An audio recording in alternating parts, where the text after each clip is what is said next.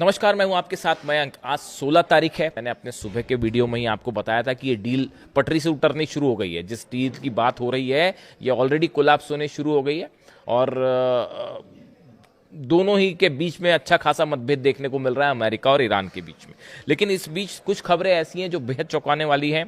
Qeshm island में Hormuz में एक बार फिर 3 धमाकों की आवाज सुनाई दी है। हालांकि ये अब तक साफ नहीं है कि हॉर्मूज में ये धमाके कैसे हुए, खासतौर पर केशम आइलैंड के पास ये धमाके कैसे हुए। क्या इसके पीछे अमेरिका की कोई भूमिका है या क्या था? चीजें ये पूरी तरह से अभी तक साफ नहीं है। मिस्ट्री अभी भी बनी हुई है। लेकिन ये बात साफ है, ईरान की न्यूज एजेंसीज ने इसे कवर किया है कि वहां पे जो है 3 बड़े धमाकों की आवाज केशम आइलैंड पर सुनाई दी, जिसके बाद पूरे इलाके में एक बार फिर तनाव फैल गया है। ये स्थिति है। इसके अलावा देखिए, एक और अहम खबर बाहर आई है। सैटेलाइट इमेजेस आना शुरू हो गई हैं कुवैत के उस बेस की जिसके ऊपर ईरान ने हमला किया था। देखिए, मैंने आपको बताया था वहां पर बड़ी संख्या में जो है नुकसान हुआ है, बड़ी मात्रा में नुकसान हुआ है और रडार सिस्टम को तबाह कर दिया गया। हमने सबसे पहले आपको एक खबर बताई थी कि अमेरिका का जो रडार सिस्टम है वो पूरी तरह से तबाह हो गया है और अब उसको ऑपरेट करने के सिचुएशन में नहीं है। एग्जैक्टली ये बात कही थी मैंने आपको। अब देखिए, सैटेलाइट से जो तस्वीरें सामने आई हैं, satellite images circulating online have suggested that the Iranian military strike destroyed an ASR 1000L tactical air surveillance radar at Ali Al Salem Air Base in Kuwait। इनका जो सबसे बड़ा रडार था अमेरिका का, जिसे ASR 100L कहते हैं, tactical air surveillance radar था, ठीक उसके ऊपर मिसाइल गिरी है। जो सैटेलाइट की तस्वीरें आई हैं उसने दिखा दिया है पूरा का पूरा सैटेलाइट जो रडार सिस्टम है वो पूरा का पूरा तबाह हो चुका है। और बताया जा रहा है कि जब ये हमले हुए उसके बाद वहां पेट्रियट सिस्टम लगे हुए थे, थार्ड लगे हुए थे, खासतौर पर पेट्रियट। और अमेरिका शायद ये सोच के चल रहा था कि जो मिसाइल्स फायर की जाएंगी उसको पेट्रियट रोक देगा। इस वजह से वहां पर चीजें हटाई नहीं गई थी।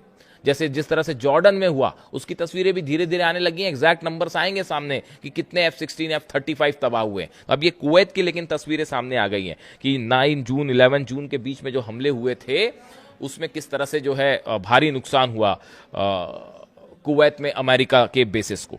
इसके अलावा देखिए, 2 और अहम खबरें हैं जो कि ईरान से हैं। ईरान की सेना ने अपने सारे बॉर्डर्स पर पहरा सख्त कर दिया है। सेना को 24 घंटे अलर्ट रहने के आदेश दे दिए हैं। बल्कि खबरें ये भी आ रही हैं कि ईरान ने एक बार फिर बड़ी जंग की तैयारी शुरू कर दी है।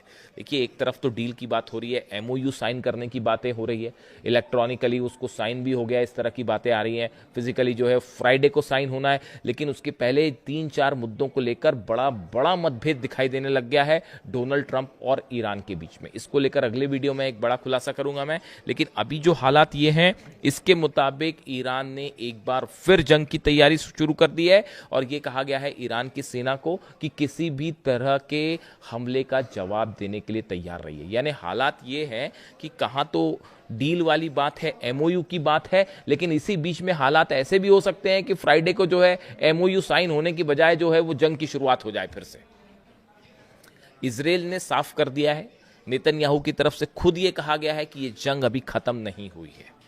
उसके साथ ही देखिए, ये बेहद अहम मुद्दा है, लेबनान से इजराइल पीछे आने को तैयार नहीं है। जिस जमीन पर लेबनान की कब्जा कर रखा है इजराइल ने, वो खाली करने को तैयार नहीं है। यही हालात सीरिया पे हैं और गजा को लेकर भी स्थिति ऐसी ही है। यानी इजराइल ने साफ कहा है, हम किसी सूरत में लेबनान में अपना ऑपरेशन नहीं रोकेंगे।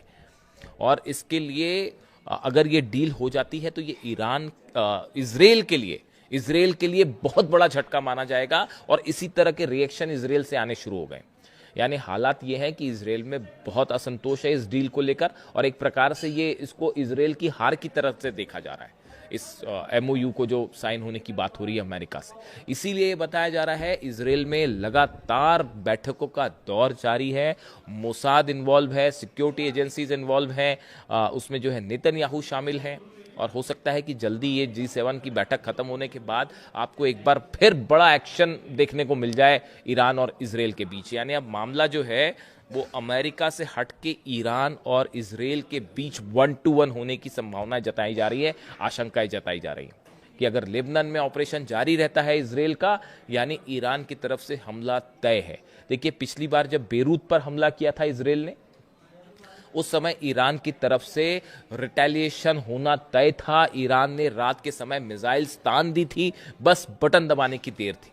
लेकिन अमेरिका समेत तमाम अरब देशों ने ईरान से रिक्वेस्ट की कि अभी डील हो सकती है, एमओयू साइन हो सकता है, एमओयू पर सहमति बन सकती है, ऐसे समय पर आप इजराइल पर हमला ना करें। सिर्फ ये वजह थी ईरान रुका, वरना एक बड़ी स्ट्राइक इजराइल में तय थी। पूरे रात 2 दिन पहले इजराइल में सायरन बजते रहे।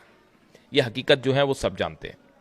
ऐसे हालात में जहां एक तरफ डील की बात हो रही है, लेकिन उसके बीच में बड़ा जबरदस्त तनाव देखने को मिल रहा है, चाहे हॉर्मुज में है। और देखिए हॉर्मुज में तो जो सर्विस टैक्स लेने की बात है, इसको लेकर अमेरिका और ईरान फिर आमने सामने हो गया है।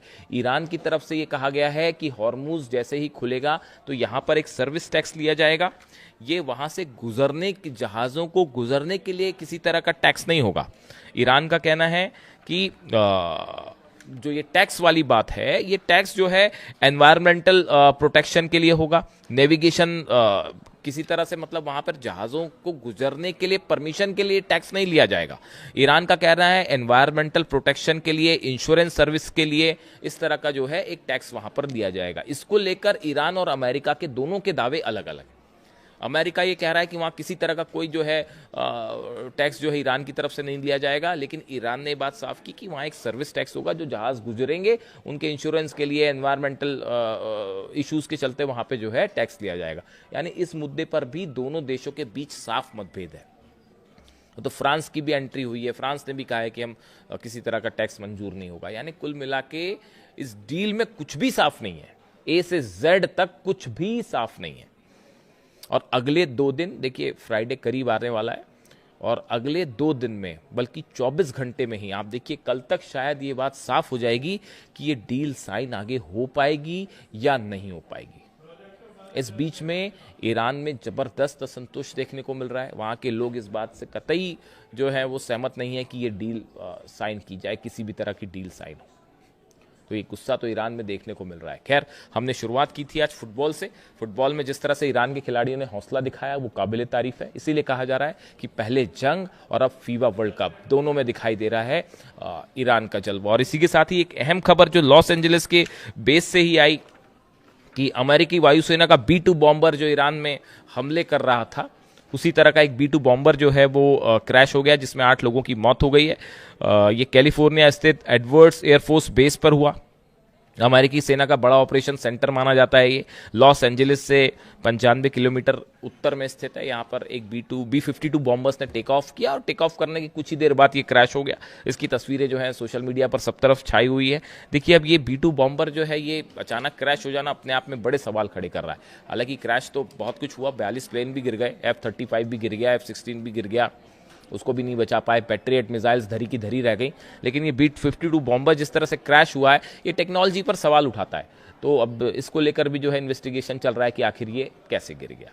तो इस बीच अब खबरें लॉस एंजलिस से लेकर तेहरान तक, ईरान का ही ईरान है, ईरान ही ईरान है, इस तरह की खबरें सोशल मीडिया पे हैं। वीडियो कैसा लगा कमेंट करके जरूर बताइए। अगले वीडियो में सुबह एक बड़ा खुलासा। Thank you so much.